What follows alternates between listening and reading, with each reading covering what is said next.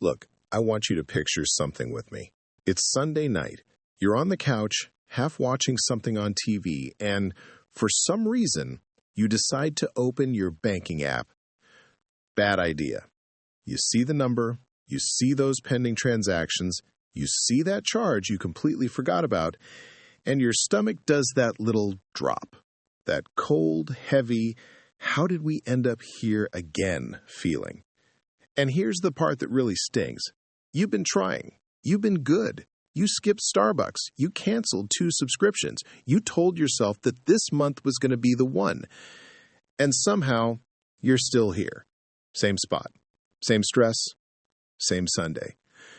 Here's the thing most people don't realize. That feeling? It's not because you're bad with money. It's not because you lack discipline.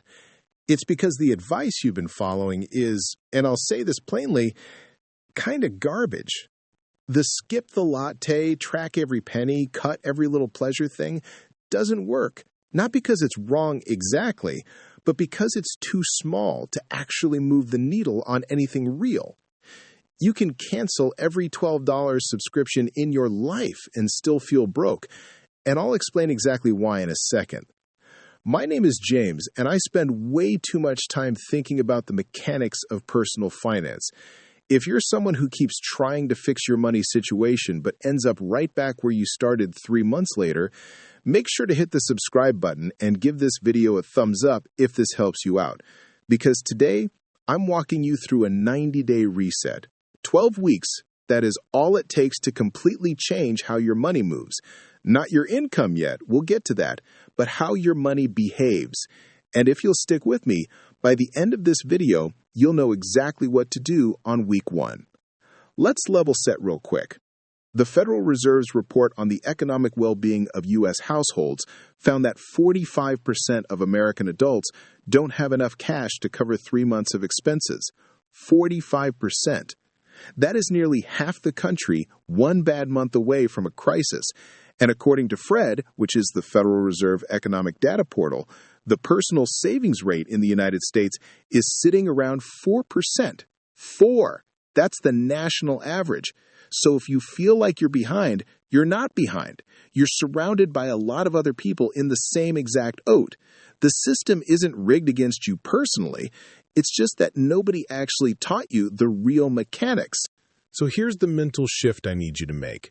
Stop thinking about your personal finances like a diet and start thinking about them like a small business. Because a diet is about restriction. A business is about architecture.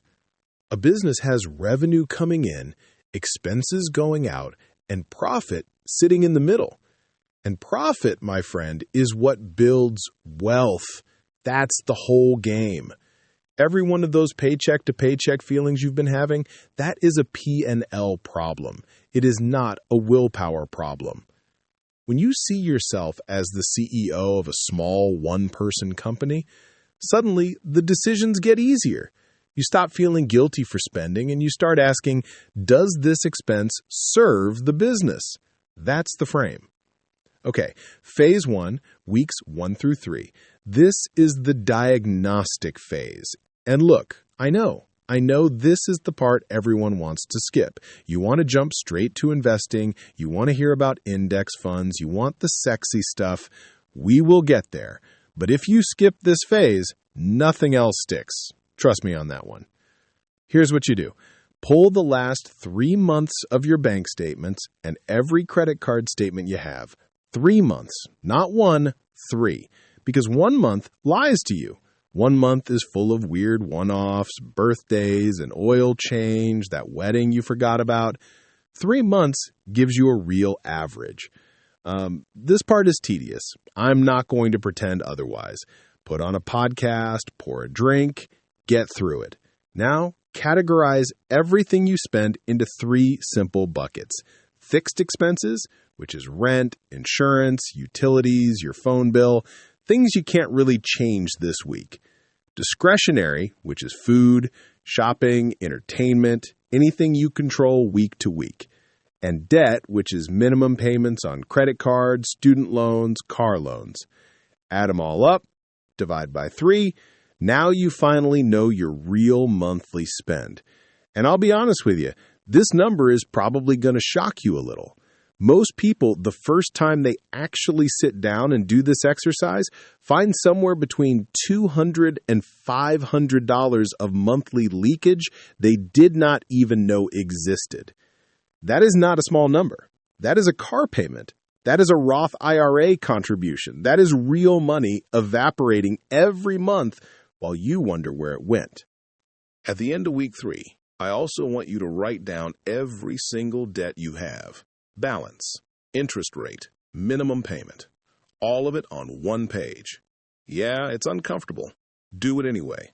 You can't fix what you refuse to look at. All right, phase 2, weeks 4, 5, and 6. This is where you build what I call the buffer, and the target is $1,000. $1,000 sitting in a separate high-yield savings account that you do not touch, ever. Not for the concert, not for the sneakers, not for I'll pay it back next week. Never. This is your seatbelt. Why 1,000? Because 1,000 is the moment your savings account crosses into 4 digits, and psychologically, that feels completely different. It shifts how you think about yourself. You go from I am broke to I have money set aside. That is a massive identity shift, and it happens right at 1,000 bucks. Here's how you hit it fast. First, sell stuff you do not use. Seriously, go in your closet. Go in your garage.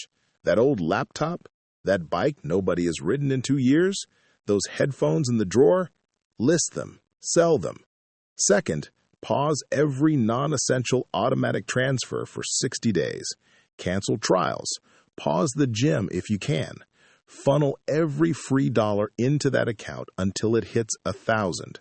Most people can get there in 4 to 6 weeks if they're serious about it. Phase 3.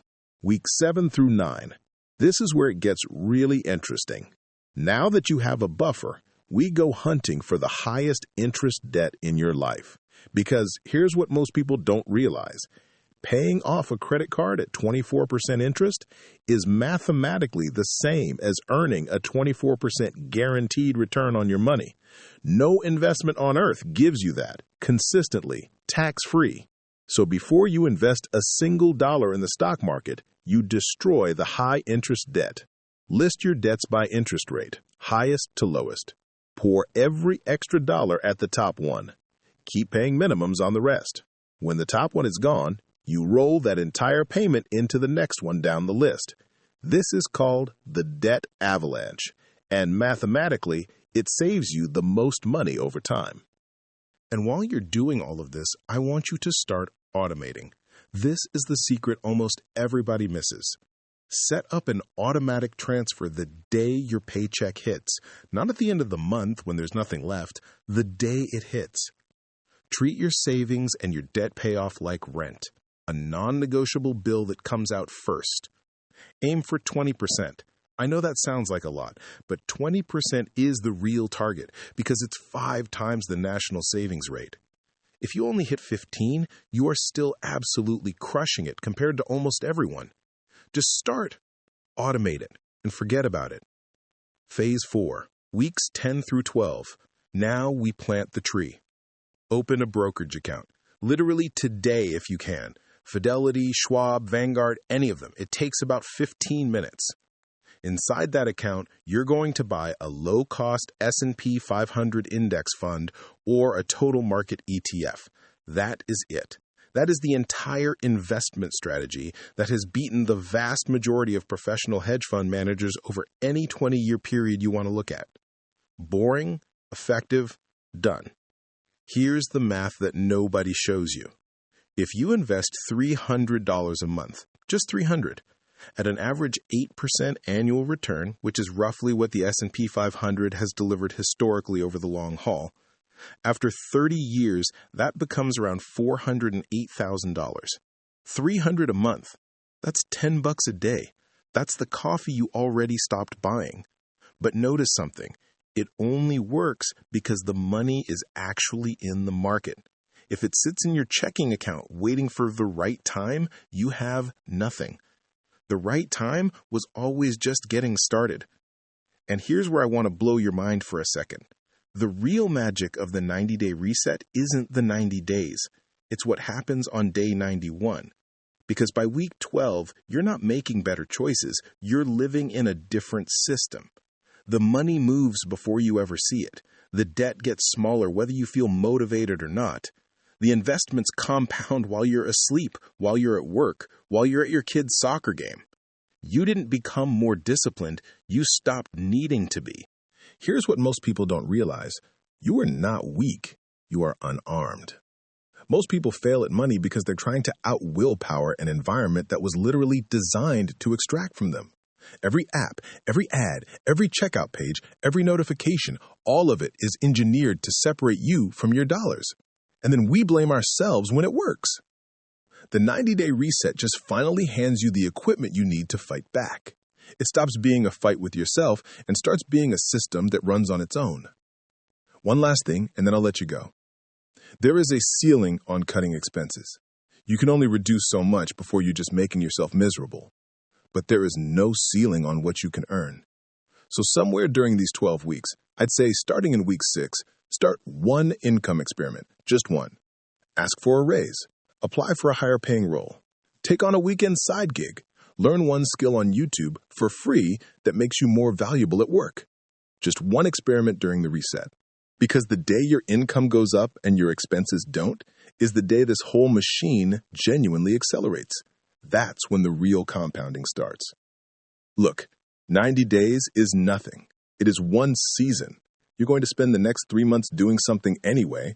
You might as well come out the other side with a real emergency fund, real momentum on your debt, real money in the market, and a real sense of control over your own life. That's the gift you give yourself.